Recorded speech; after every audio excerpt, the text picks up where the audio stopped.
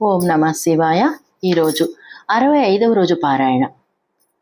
స్వయంభువ మనువు శతరూపునకు ఋషులకు దక్షకన్యలకు కలిగిన సంతాన వర్ణన, సతీశివుల మాహాత్మ్యమును ప్రతిపాదించుట. బ్రహ్మ పలికెను, నారద, తదనంతరము నేను సప్తతన్మాత్రలు మొదలగు సూక్ష్మభూతములను స్వయముగానే పంచీకృతము చేసి, అనగా ఆ ఐదింటిని పరస్పర సమ్మిశ్రణము చేసితిని. వాటి నుండి స్థూలాకాశమును, వాయువును, అగ్నిని, జలమును, పృథివిని సృష్టించితిని. పర్వతములను, సముద్రములను, వృక్షాదులను ఉత్పన్నము చేసితిని.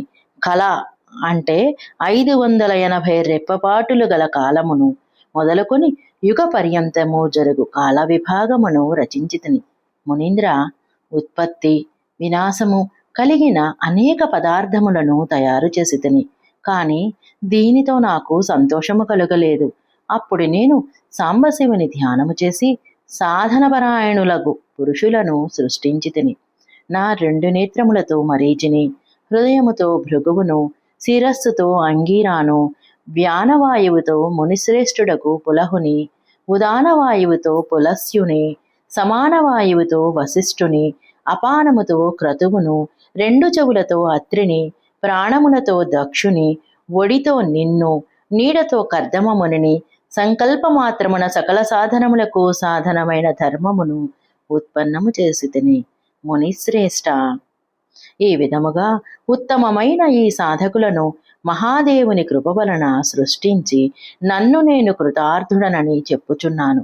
నాయన, దాని తరువాత సంకల్పము చేత ఉత్పన్నమైన ధర్మము నా ఆజ్ఞతో మానవ రూపమును ధరించి సాధకుల ప్రేరణ చేత సాధనమందు లగ్నమైతిని.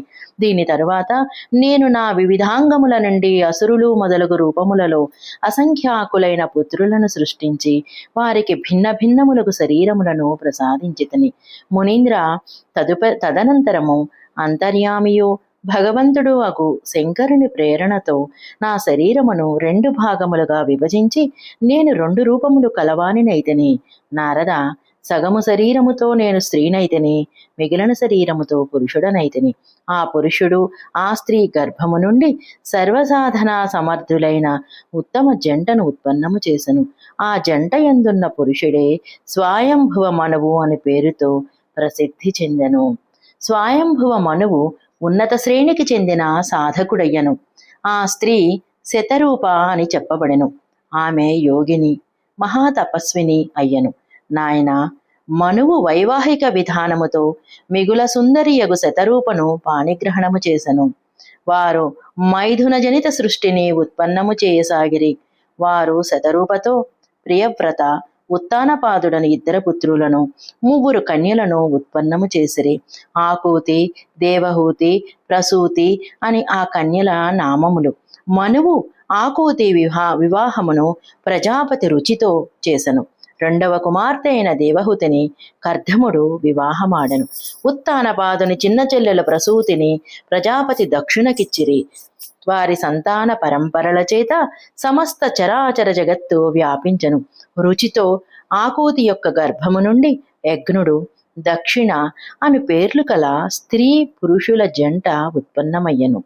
యజ్ఞునకు దక్షిణ నుండి 16 మంది పుత్రులు కలిగిరి.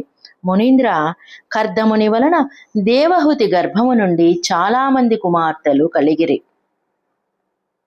దక్షునకు ప్రసూతి నుండి 24 కన్యలు ఉద్భవించిరి. వారిలో శ్రద్ధ మొదలగు 13 కన్యలను దక్షుడు ధర్మకు ఇచ్చి వివాహము గావించెను. మునీంద్ర, ధర్ముని పత్నుల నామములను వినుము. శ్రద్ధ, లక్ష్మి, ధృతి, తుష్టి, పుష్టి, మేధ, క్రియ, బుద్ధి, లజ్జ, వసు, శాంతి, సిద్ధి, కీర్తి అను 13. వీరిలో అంటే ఈ 24లో చిన్నవారైన 11 సులోచనలైన కన్యల నామములివి. ఖ్యాతి, సతి, సంభూతి, స్మృతి, ప్రీతి, క్షమ, సంనతి, అనసూయ, ఉర్జ, స్వాహ, స్వధ అనువారలు. భృగువు, శివుడు, మరీచి, అంగిర, పులస్యుడు, పులహుడు, మునిశ్రేష్ఠుడు, క్రతువు, అత్రి, వశిష్ఠుడు, అగ్ని, పితరులు అనువారు క్రమముగా ఖ్యాతి మొదలగు కన్యలను పాణిగ్రహణము చేసిరి. భృగువు మొదలుగా గల మునిశ్రేష్ఠులకు సాధకులు. వీరి సంతానము చరాచర ప్రాణులతో కూడి 3 లోకములందంతటను నిండియున్నది. సశేషము. ఓం నమః శివాయ.